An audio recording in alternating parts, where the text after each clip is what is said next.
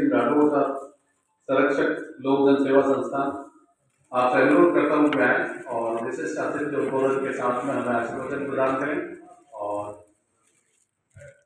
उसके बाद धन्यवाद की रस्म अदा करने के लिए मैं आदरणीय प्रोफेसर विमल शर्मा साहब से अनुरोध करूँगा कि वे पधारें। धन्यवाद की रस्म से पहले सभी कविगण जो यहाँ उपस्थित है जिन्होंने रचना पाठ किया है उनके भी सम्मान का क्रम है, तो वो क्रमशः और मंचासीन सभी अतिथियों का सम्मान भी बाकी है। आदरणीय राठौर साहब।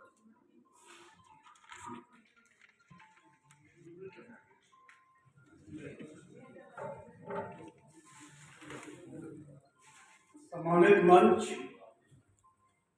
सभी भाई और बहनों, मित्रों, आज बहुत अच्छा लगा यहाँ पर ये जो कवि सम्मेलन हो रहा है इसको अटेंड करके।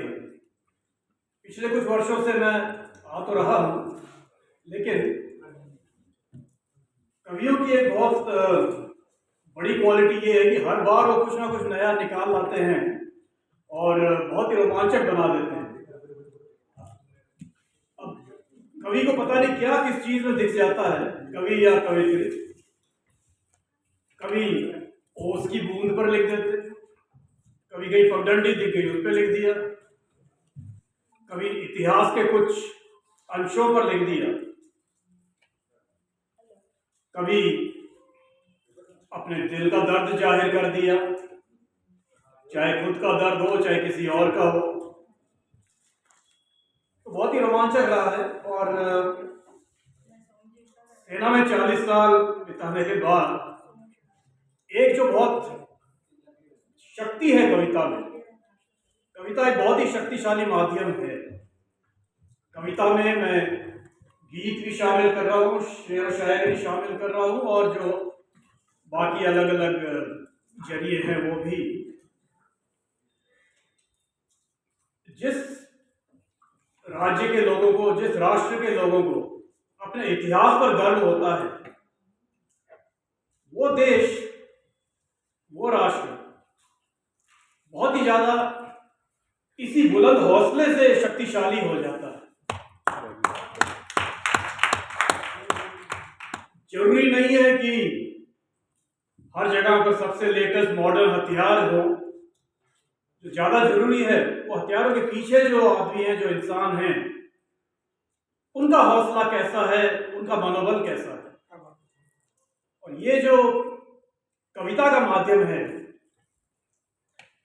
इसके जरिए सैनिकों का ही जरूरी नहीं, सैनिकों के अलावा देश के आम नागरिक का भी जो हौसला बढ़ता है वो देखते ही बनता है। और यदि मैं एक अंग्रेजी का शब्द यूज कर लूं, ये एक बहुत ही बड़ा फोर्स मल्टीप्लायर होता है। दिखने में शायद 1 या 2, लेकिन इफेक्ट कम से कम 30, 35, 40 का होता है।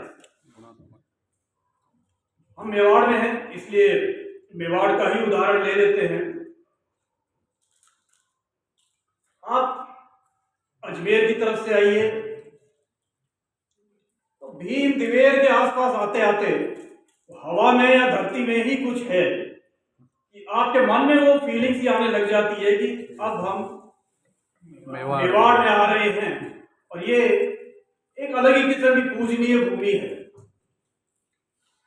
यही फीलिंग दूसरी तरफ से आप आइए, चाहे देशूरी की तरफ से या पिलवाड़ा की तरफ से, इधर आते आते हवा में कुछ ना कुछ तो है जिससे ये आप महसूस करने लगते हैं और अपने आप ही हौसला बढ़ने लगता है। सही है, फील। अब देश के या दुनिया के कई स्थानों में कुछ ना कुछ ऐतिहासिक घटनाएं हुई हैं, लेकिन मेवाड़ इतने अलग अलग स्थानों पर जहां भी आप जाओ वहां कुछ ना कुछ आपको बहुत ही बड़ा इतिहास, बहुत ही बड़ी ऐतिहासिक घटना हुई मिलती है। फिर अगर उत्तर से ही आए आप दिवेर पहुंचते हैं। आपने हल्दी घाटी का तो जिक्र किया, लेकिन एक सैनिक के तौर पर मैं मानता हूँ कि हल्दी घाटी 1576 के युद्ध के मुकाबले दिवेर का 1582 का युद्ध बहुत ही बड़ा निर्णायक था। और उस युद्ध के बाद में अकबर ने कभी मेवाड़ की तरफ आंख उठाकर देखने की हिम्मत नहीं की। हम और अंदर आ जाइए, नाथद्वारा पहुंचते हैं। वो कोई छोटा काम नहीं था जो राज सिंह जी के टाइम में हुआ था। मथुरा से घूमते घामते श्रीनाथ जी को यहां पर जगह मिली और वो जगह भी बहुत बड़ा खतरा मोल लेते हुए राज सिंह जी के शब्द आज भी याद हैं कि आप यहां पर स्थापित करिए और हमारे 1 लाख योद्धा भी मारे जाएं तो भी आप यहां पर सुरक्षित रहेंगे। और आप अंदर आइए, थोड़ा दक्षिण की तरफ जाइए, चावंड के पास से जो मेन रोड गुजरता है वो चावंड के बोर्ड देखते ही कुछ ना कुछ मन में आने लग जाता है। महाराणा प्रताप ने वहां पर जो भी किया उसकी ज्यादा डिटेल में मैं नहीं जाऊंगा। और आगे जाइए, सलूम्बर पहुंचते ही हाडी रानी एकदम से ध्यान में आ जाती हैं। तो बहुत ज्यादा समय नहीं लेते हुए मैं यही कहूंगा कि इतिहास और कविता का जब मिश्रण होता है तो ये तो एक बहुत ही बड़ी शक्ति अपने आप पैदा करती है। इतिहासकार मिनारिया साहब अभी यहाँ थे, शायद अभी पधारे होंगे। माथुर साहब भी थे। माथुर साहब भी थे। माथुर साहब, मिनारिया साहब, माथुर साहब, ऐसे और भी इतिहासकार इतिहास में से जो तथ्य हैं वो ढूंढ कर निकालते हैं। कुछ साहित्यकार भी निकालते हैं। हमारे सीनियर सिटीजन भट्ट साहब भी बैठे हैं यहाँ पर। अब इन सब तथ्यों को कविता में आप सब पिरोते हैं, कविता की माला आप बनाते हैं। और भारत की संस्कृति जो है उसमें कविता का एक बहुत ही बड़ा अहम स्थान है, सदियों से है। संस्कृति भी एक देश की बहुत बड़ी शक्ति होती है और संस्कृति में यही सब आता है। आप ही देश की दिशा निर्धारित करते हैं, आप ही इतिहास को जीवित रखते हैं और जिससे देश आगे बढ़ता है एक सुदृढ़ फाउंडेशन पर, एक सुदृढ़ नींव पर। जिस देश की संस्कृति कमजोर है, जो देश अपनी संस्कृति को भूल गया हो, वो आगे नहीं बढ़ सकता। जो नेशनल सिक्योरिटी होती है उसमें भी 2 या 3 बहुत बड़े महत्वपूर्ण तथ्य, बहुत महत्वपूर्ण पिलर होते हैं, स्तंभ होते हैं। उनमें से एक बहुत मजबूत स्तंभ आपकी संस्कृति होता है, क्योंकि आप किस चीज की रक्षा कर रहे हैं? एक व्यक्ति की रक्षा नहीं कर रहे हैं, आप अपने देश की वैल्यूज की रक्षा कर रहे हैं, अपने देश की संस्कृति की रक्षा कर रहे हैं। और वही संस्कृति है जो हौसला आगे बढ़ाती है और सभी देशवासियों को अपने देश के प्रति गर्व महसूस करने के लिए प्रेरित करती है।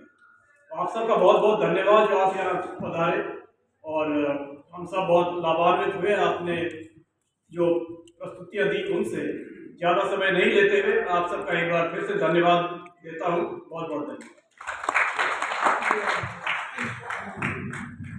एक महत्वपूर्ण जानकारी मैं जनरल साहब की आपको दे देता हूँ। आप चित्तौड़ के युद्ध में जयमल और कत्था जी का नाम सुना होगा, कल्ला जी का।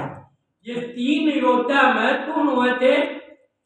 जयमल जी और कल्ला जी के वंशज हैं आप। इसीलिए हमारे बीच स्नेह, आदर, प्रेम और सौहार्द और सहयोग की भावना के साथ हमारे साथ जुड़े हुए। मैं इनको नमन करता हूँ कि ये हमारा हौसला बढ़ाने के लिए तन, मन और धन सबसे हमेशा साथ रहते हैं। समय आज सुबह आप हमारे साथ मोहताबाद में मौजूद थे और अभी यहाँ और आने वाले 2 दिन के कार्यक्रमों में और तीसरा, जब समापन वाला गायत्री शक्तिपीठ पे कार्यक्रम होगा तब भी आपका आशीर्वाद बराबर मिलता रहेगा। महत्वपूर्ण व्यक्ति और उनके संबंध होते हैं तभी इस तरीके के कार्यों में वो जुड़ते हैं, उनका फैमिली बैकग्राउंड होता है तभी जाके ऐसे कार्य होते हैं। तो मैं जगावत जी से कहूँगा कि एक दफे पहले तो मंच का स्वागत करते हैं, फिर क्रमशः कवियों का भी स्वागत